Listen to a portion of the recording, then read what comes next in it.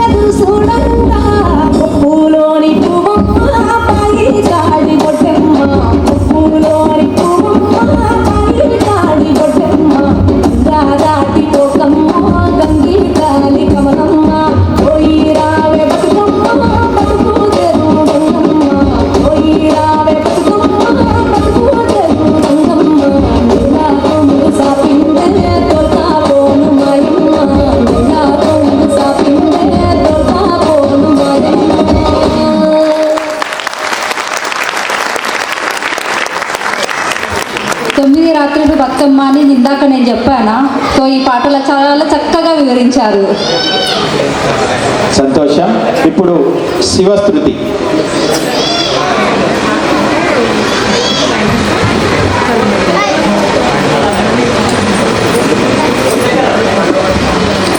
ఇది కదా మన తెలుగు తేజం అంటే, ఇది కదా మన బతుకమ్మ పండుగ అంటే, ఇది కదా మన సాంప్రదాయం అంటే, ఇది కదా మన బుట్ట బొమ్మలంటే. Yes. ఆ బుట్ట బొమ్మల కోసం మరొకసారి గట్టిగా చప్పట్లు కొట్టండి.